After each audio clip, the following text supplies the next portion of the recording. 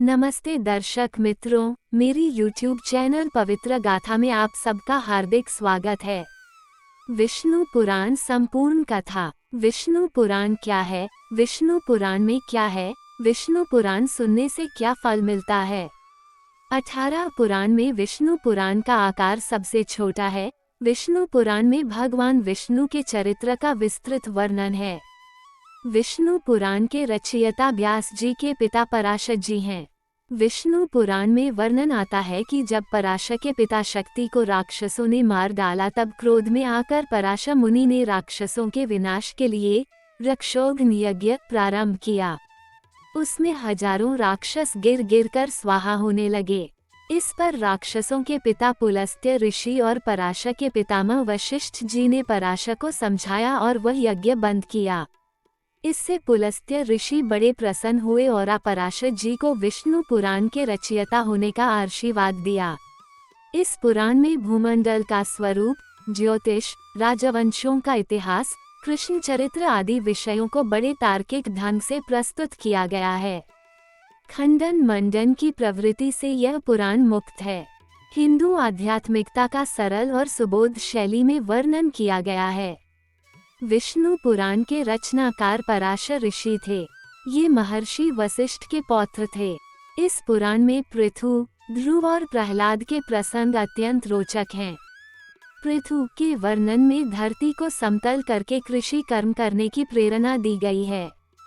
कृषि व्यवस्था को चुस्त दुरुस्त करने पर जोर दिया गया है। घर परिवार, ग्राम, नगर, दुर्ग आदि की नींव डालकर परिवारों को सुरक्षा प्रदान करने की बात कही गई है। इसी कारण धरती को पृथ्वी नाम दिया गया। ध्रुव के आख्यान में सांसारिक सुख, ऐश्वर्य, धन संपत्ति आदि को क्षण भंगुर अर्थात नाशवान समझकर आत्मिक उत्कर्ष की प्रेरणा दी गई है। प्रहलाद के प्रकरण में परोपकार तथा संकट के समय भी सिद्धांतों और आदर्शों को न त्यागने की बात कही गई है। पहले भाग में सर्ग अथवा सृष्टि की उत्पत्ति, काल का स्वरूप और ध्रुव, पृथु तथा प्रहलाद की कथाएं दी गई हैं। दूसरे भाग में लोकों के स्वरूप, पृथ्वी के 9 खंडों, ग्रह, नक्षत्र, ज्योतिष आदि का वर्णन है। तीसरे भाग में मनवंतर, वेद की शाखाओं का विस्तार, गृहस्थ धर्म और श्राद्ध विधि आदि का उल्लेख है। चौथे भाग में सूर्य वंश और चंद्र वंश के राजागण तथा उनकी वंशावलियों का वर्णन है। पांचवें भाग में भगवान कृष्ण चरित्र और उनकी लीलाओं का वर्णन है। छठे भाग में प्रलय तथा मोक्ष का उल्लेख है। तो आइए सुनते हैं विष्णु पुराण प्रथम अंश का पहला व दूसरा अध्याय। ओम श्रीमन्नारायणाय नमः। नारायण नमस्कृत्य नर चैव नरोत्तमम् देवी सरस्वती व्याप्तां ततो जयमुदीरयेत्। श्री विष्णु पुराण प्रथम अंश पहला अध्याय। ग्रंथ का उपोदघात। श्री सूत जी बोले, मैत्रेय जी ने नित्य कर्मों से निवृत्त हुए मुनि व पराशर जी को प्रणाम कर एवं उनके चरण छूकर पूछा, हे गुरुदेव, मैं आप ही से संपूर्ण वेद, वेदांग और सकल धर्मशास्त्रों का क्रमशः अध्ययन किया है। हे मुनिश्रेष्ठ, आपकी कृपा से मेरे विपक्षी भी मेरे लिए यह नहीं कह सकेंगे कि मैंने संपूर्ण शास्त्रों के अभ्यास में परिश्रम नहीं किया। हे धर्मज्ञ, हे महाभाग, अब मैं आपके मुखारविंद से ये सुनना चाहता हूँ कि यह जगत किस प्रकार उत्पन्न हुआ और आगे भी दूसरे कल्प के आरंभ में कैसे होगा, तथा हे ब्रह्मन, इस संसार का उपादान कारण क्या है। ये संपूर्ण चराचर किससे उत्पन्न हुआ है, ये पहले किस में लीन था और आगे किस में लीन हो जाएगा। इसके अतिरिक्त आकाश आदि भूतों का परिमाण, समुद्र, पर्वत तथा देवता आदि की उत्पत्ति, पृथ्वी का अधिष्ठान और सूर्य आदि का परिमेय तथा उनका आधार, देवता आदि के वंश, मनु, मनवंतर, बार बार आने वाले चारों युगों में विभक्त कल्प और कल्पों के विभाव, प्रलय का स्वरूप, युगों के पृथक पृथक संपूर्ण धर्म, देवर्षि और राजर्षियों के चरित्र, श्रीव्यासचीकृत वैदिक शाखाओं की यथावत रचना तथा ब्राह्मण आदि वर्ण और ब्रह्मचर्यादि आश्रमों के धर्म, ये सब, हे महामुनि शक्तिनंदन, मैं आपसे सुनना चाहता हूँ। हे ब्रह्मन, आप मेरे प्रति अपना चित्त प्रसादोन्मुख कीजिए, जिससे हे महामुने, मैं आपकी कृपा से ये सब जान सकूं। श्री पराशर जी बोले, हे धर्मज्ञ मैत्रेय, मेरे पिताजी के पिता श्री वशिष्ठ जी ने जिसका वर्णन किया था, उस पूर्व प्रसंग का तुमने मुझे अच्छा स्मरण कराया, इसके लिए तुम धन्यवाद के पात्र हो हे मैत्रेय। जब मैंने सुना कि पिताजी को विश्वामित्र की प्रेरणा से राक्षस ने खा लिया है, तो मुझको बड़ा भारी क्रोध हुआ। तब राक्षसों का ध्वंस करने के लिए मैंने यज्ञ करना आरंभ किया। उस यज्ञ में सैकड़ों राक्षस जलकर भस्म हो गए। इस प्रकार उन राक्षसों को सर्वथा नष्ट होते देख मेरे महाभाग पितामह वशिष्ठ जी मुझसे बोले, वे वत्स, अत्यंत क्रोध करना ठीक नहीं, अब इसे शांत करो। राक्षसों का कुछ भी अपराध नहीं है, तुम्हारे पिता के लिए तो ऐसा ही होना था। क्रोध तो मुखों को ही हुआ करता है, विचारवानों को भला कैसे हो सकता है। भैया, भला कौन किसी को मारता है? पुरुष स्वयं ही अपने किए का फल भोगता है। हे प्रियवर, ये क्रोध तो मनुष्य के अत्यंत कष्ट से संचित यश और तप का भी प्रबल नाशक है। हे तात, इस लोक और परलोक दोनों को बिगाड़ने वाले इस क्रोध का महर्षिगण सर्वदा त्याग करते हैं, इसलिए तू इसके वशीभूत मत हो। अब इन बेचारे निरपराध राक्षसों को दग्ध करने से कोई लाभ नहीं, अपने इस यज्ञ को समाप्त करो। साधुओं का धन तो सदा क्षमा ही है। महात्मा दादाजी के इस प्रकार समझाने पर उनकी बातों के गौरव का विचार करके मैंने वह यज्ञ समाप्त कर दिया। इससे मुनिश्रेष्ठ भगवान वशिष्ठ जी बहुत प्रसन्न हुए। उसी समय ब्रह्मा जी के पुत्र पुलस्त्य जी वहां आए। हे मैत्रेय, पितामह वशिष्ठ जी ने उन्हें अर्घ्य दिया। तब वे महर्षि पुलह के ज्येष्ठ भ्राता महाभाग पुलस्त्य जी आसन ग्रहण करके मुझसे बोले। पुलस्त्य जी बोले, तुमने चित्त में बड़ा वैरभाव रहने पर भी अपने बड़े बूढ़े वशिष्ठ जी के कहने से क्षमा स्वीकार की है, इसलिए तुम संपूर्ण शास्त्रों के ज्ञाता होंगे। हे महाभाग, अत्यंत क्रोधित होने पर भी तुमने मेरी संतान का सर्वथा मूलोच्छेद नहीं किया, अतः मैं तुम्हें एक और उत्तम वर देता हूँ।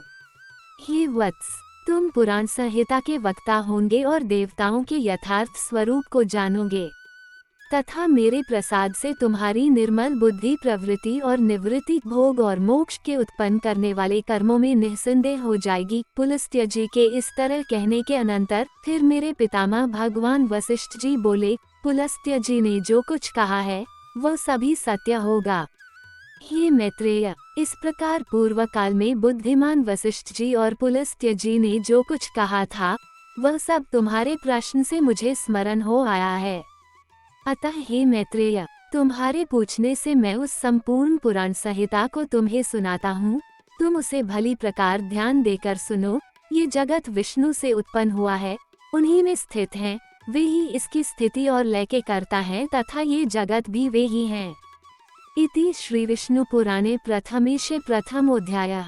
ओम श्री मन्नारायणाय नमः। नारायण नमस्कृत्य नर चैव नरोत्तमम् देवी सरस्वती व्याप्तां ततो जयमुदीरयेत्।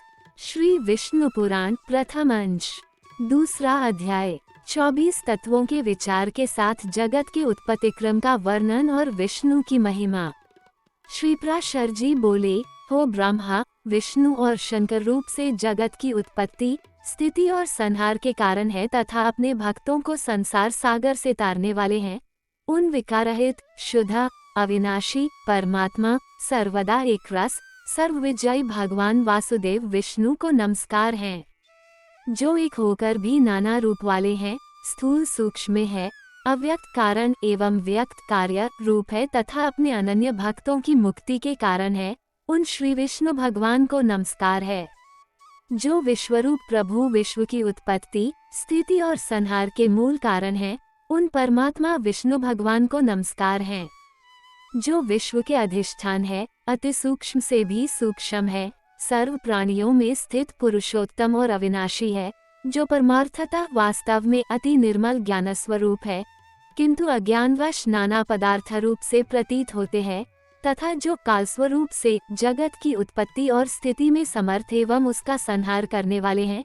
उन जगदीश्वर, अजन्मा, अक्षय और अव्यय भगवान विष्णु को प्रणाम करके तुम्हें वह सारा प्रसंग क्रमशः सुनाता हूँ, जो दक्ष आदि मुनिश्रेष्ठों के पूछने पर पितामह भगवान ब्रह्मा जी ने उनसे कहा था। वह प्रसंग दक्ष आदि मुनियों ने नर्मदा तट पर राजा पुरुकुत्स को सुनाया था तथा पुरुकुत्स ने सारस्वत से और सारस्वत ने मुझसे कहा था, जो पर से भी परे, परम श्रेष्ठ, अंतरात्मा में स्थित परमात्मा, रूप, वर्ण, नाम और विशेषण आदि से रहित है, जिसमें जन्म, वृद्धि, परिणाम, क्षय और नाश इन 6 विकारों का सर्वथा अभाव है, जिसको सर्वदा केवल है, इतना ही कह सकते हैं, तथा जिनके लिए यह प्रसिद्ध है कि वे सर्वत्र हैं और उनमें समस्त विश्व बसा हुआ है, इसलिए ही विद्वान जिसको वासुदेव कहते हैं, वही नित्य, अजन्मा, अक्षय, अव्यय, एक रस और एक गुणों के अभाव के कारण निर्मल परब्रह्म है। वही इन सब व्यक्त कार्य और अव्यक्त कारण, जगत के रूप से तथा इसके साक्षी पुरुष और महाकारण काल के रूप से स्थित है। ये द्विज, परब्रह्म का प्रथम रूप पुरुष है, अव्यक्त प्रकृति और व्यक्त महदादि उसके अन्य रूप हैं तथा सबको क्षोभित करने वाला होने से काल उसका परम रूप है। इस प्रकार जो प्रधान, पुरुष, व्यक्त और काल इन चारों से परे हैं तथा जिसे पंडित जन ही देख पाते हैं, वही भगवान विष्णु का परम पद है। प्रधान, पुरुष, व्यक्त और काल ये भगवान विष्णु के रूप पृथक पृथक संसार की उत्पत्ति, पालन और संहार के प्रकाश तथा उत्पादन में कारण है। भगवान विष्णु जो व्यक्त, अव्यक्त, पुरुष और काल रूप से स्थित होते हैं, इसे उनकी बालव्रत क्रीड़ा ही समझो। उनमें से अव्यक्त कारण को, जो सदसद्रूप कारण शक्ति विशिष्ट और नित्य सदा एक रस हैं, श्रेष्ठ मुनिजन प्रधान तथा सूक्ष्म प्रकृति कहते हैं। वह क्षय रहित है, उसका कोई अन्य आधार भी नहीं है तथा अप्रमेय, अजर, निश्चल, शब्द स्पर्शी शून्य और रूपादि रहित हैं। वह त्रिगुणमय और जगत का कारण है तथा स्वयं अनादि एवं उत्पत्ति और लय से रहित हैं। ये संपूर्ण प्रपंच प्रलय काल से लेकर सृष्टि के आदि तक इसी से व्याप्त था। ये विद्वान, श्रुति के मर्म को जानने वाले, श्रुति प्रायण ब्रह्मवेता महात्मागण इसी अर्थ को लक्ष्य करके प्रधान के प्रतिपादक इस श्लोक को कहा करते हैं। न हो न रात्रि नभो न भूमिर नासीतमो ज्योतिर्भुद्यानान्यत् श्रोत्रादि बुधायानुपलभ्यमेकं प्राधानिकं ब्रह्म पुमांस्दासीत। उस समय प्रलय काल में न दिन था, न रात्रि थी, न आकाश था, न पृथ्वी थी, न अंधकार था, न प्रकाश था और न इनके अतिरिक्त कुछ और ही था। बस श्रोत्रादि इंद्रियों और बुद्धि आदि का अविषय एक प्रधान ब्रह्म और पुरुष ही था। ये विप्र, विष्णु के परम उपाधि रहित स्वरूप से प्रधान और पुरुष ये 2 रूप हुए। उसी विष्णु के जिस अन्य रूप के द्वारा वे दोनों सृष्टि और प्रलय काल में संयुक्त और वियुक्त होते हैं, उस रूपांतर का ही नाम काल है। बीते हुए प्रलय काल में यह व्यक्त प्रपंच प्रकृति में लीन था, इसलिए प्रपंच के इस प्रलय को प्राकृत प्रलय कहते हैं। हे द्विज, काल रूप भगवान अनादि हैं, इनका अंत नहीं है, इसलिए संसार की उत्पत्ति, स्थिति और प्रलय भी कभी नहीं सकते, वे प्रवाह रूप से निरंतर होते रहते हैं। ये मैत्रेय, प्रलय काल में प्रधान प्रकृति के साम्यावस्था में स्थित हो जाने पर और पुरुष के प्रकृति से पृथक स्थित हो जाने पर विष्णु भगवान का काल रूप प्रवृत्त होता है। तदनंतर सर्ग काल उपस्थित होने पर उन पर ब्रह्म परमात्मा विश्वरूप सर्वव्यापी सर्वभूतेश्वर सर्वात्मा परमेश्वर ने अपनी इच्छा से क्षोभित किया। जिस प्रकार क्रियाशील न होने पर भी गंध अपनी सन्निधि मात्र से ही मन को क्षुभित कर देता है, उसी प्रकार परमेश्वर अपनी सन्निधि मात्र से ही प्रधान और पुरुष को प्रेरित करते हैं। ये ब्राह्मण, वह पुरुषोत्तम ही इनको क्षोभित करने वाले हैं और वे ही क्षुब्ध होते हैं तथा संकोच, सामे और विकास क्षोभ युक्त प्रधान रूप से भी वे ही स्थित हैं। ब्रह्मादि समस्त ईश्वरों के ईश्वर वे विष्णु ही समष्टि व्यष्टि रूप, ब्रह्मादि जीवरूप तथा महत्तत्व रूप से स्थित हैं। ये द्विज श्रेष्ठ, सर्गकाल के प्राप्त होने पर गुणों की साम्यावस्था रूप प्रधान जब विष्णु के क्षेत्रज्ञ रूप से अधिष्ठित हुआ तो उससे महत्तत्व की उत्पत्ति हुई। उत्पन्न हुए महान को प्रधान तत्व ने आवृत किया। महत्तत्व सात्विक, राजस और तामस भेद से 3 प्रकार का है, किंतु जिस प्रकार बीज छिलके से संभाव से ढका रहता है, वैसे ही ये त्रिविध महत्तत्व से ही वैकारिक, सात्विक, तेजस, राजस और तामस भूत आदि 3 प्रकार का अहंकार उत्पन्न हुआ। ये महामुने, वह त्रिगुणात्मक होने से भूत और इंद्रिया आदि का कारण है और प्रधान से जैसे महत्तत्व व्याप्त है, वैसे ही महत्तत्व से वह अहंकार व्याप्त है। भूतादि नामक तामस अहंकार ने विकृत होकर शब्द तन्मात्रा और उससे शब्द गुण वाले आकाश की रचना की। उस भूतादि तामस अहंकार ने शब्द तन्मात्रा रूप आकाश को व्याप्त किया। फिर शब्द तन्मात्रा रूप आकाश ने विकृत होकर स्पर्श तन्मात्रा को रचा। उस स्पर्श तन्मात्रा से बलवान वायु हुआ, उसका गुण स्पर्श माना गया है। शब्द तन्मात्रा रूप आकाश ने स्पर्श तन्मात्रा वाले वायु को आवृत किया है। फिर स्पर्श तन्मात्रा रूप वायु ने विकृत होकर रूप तन्मात्रा की सृष्टि की। रूप तन्मात्रा युक्त वायु से तेज उत्पन्न हुआ है, उसका गुण रूप कहा जाता है। स्पर्श तन्मात्रा वायु ने रूप तन्मात्रा वाले तेज को आवृत किया। फिर रूप तन्मात्रा में तेज ने भी विकृत होकर रस तन्मात्रा की रचना की। उस रस तन्मात्रा रूप से रस गुण वाला जल हुआ। रस तन्मात्रा वाले जल को रूप तन्मात्रा में तेज ने आवृत किया। रस तन्मात्रा रूप जल ने विकार को प्राप्त होकर गंध तन्मात्रा की सृष्टि की। उससे पृथ्वी उत्पन्न हुई है, जिसका गुण गंध नाना जाता है। उन आकाशादि भूतों ने तन्मात्रा है, इसलिए वे तन्मात्रा गुण रूप ही कहे गए हैं। तन्मात्राओं में विशेष भाव नहीं है, इसलिए उनकी अविशेष संज्ञा है। वे अविशेष तन्मात्राएं शांत, घोर अथवा मूल नहीं है, अर्थात उनका सुख दुख या मोह रूप से अनुभव नहीं हो सकता। इस प्रकार तामस अहंकार से यह भूत तन्मात्रा रूप सर्ग हुआ है। 10 इंद्रियां तेजस अर्थात राजस अहंकार से और उनके अधिष्ठाता देवता वैकारिक अर्थात सात्विक अहंकार से उत्पन्न हुए कहे जाते हैं। इस प्रकार इंद्रियों के अधिष्ठाता 10 देवता और 11वां मन वैकारिक सात्विक हैं। ये द्विज, त्वक, चक्षु, नासिका, जिह्वा और श्रोत्र ये पांचों बुद्धि की सहायता से शब्दादि विषयों को ग्रहण करने वाली 5 ज्ञानेंद्रियां हैं। ये मैत्रेय, पायु, गुदा, उपर्थ, लिंग, हस्त, पाद और वाक ये 5 कर्मेंद्रियां हैं। इनके कर्म मूल मूत्र का त्याग, शिल्प, गति और वचन बतलाए जाते हैं।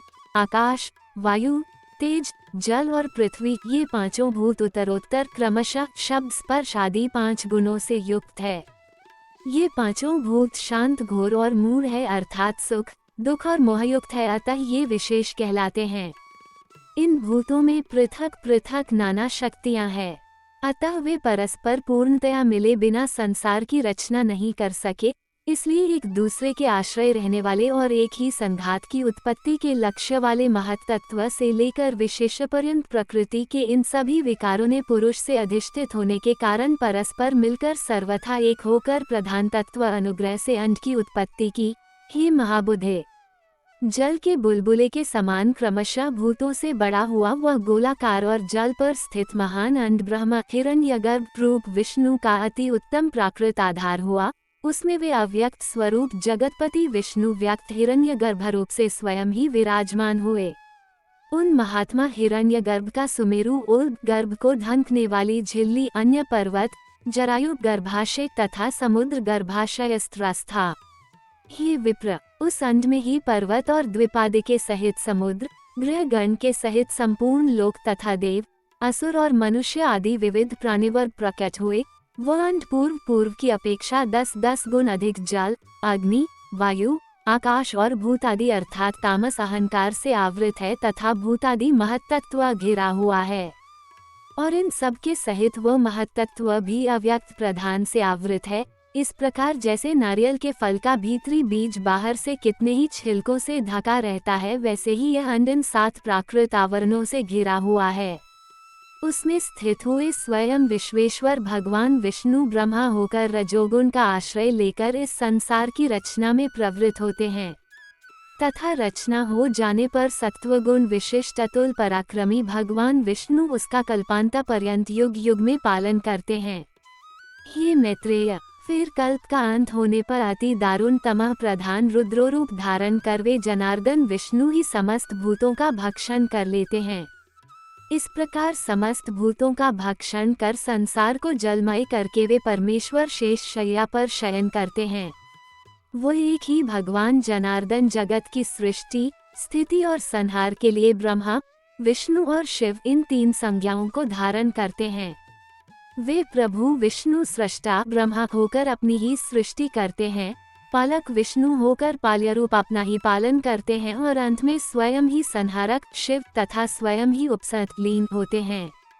पृथ्वी, जल, तेज, वायु और आकाश तथा समस्त इंद्रियां और अंतःकरण आदि जितना जगत है सब पुरुष रूप है, और क्योंकि वह अव्यय विष्णु ही विश्वरूप और सब भूतों के अंतरात्मा है, इसलिए ब्रह्मादि प्राणियों में स्थित सर्गादिक भी उन्हीं के उपकारक है। वे सर्वस्वरूप, श्रेष्ठ, वरदायक और वरेण्य प्रार्थना के योग्य भगवान विष्णु ही ब्रह्मा आदि अवस्थाओं द्वारा रचने वाले हैं। वे ही रचे जाते हैं, वे ही पालते हैं, वे ही पालित होते हैं तथा वे ही संहार करते हैं और स्वयं ही संत होते हैं।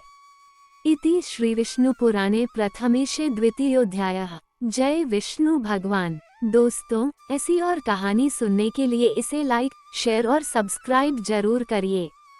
धन्यवाद।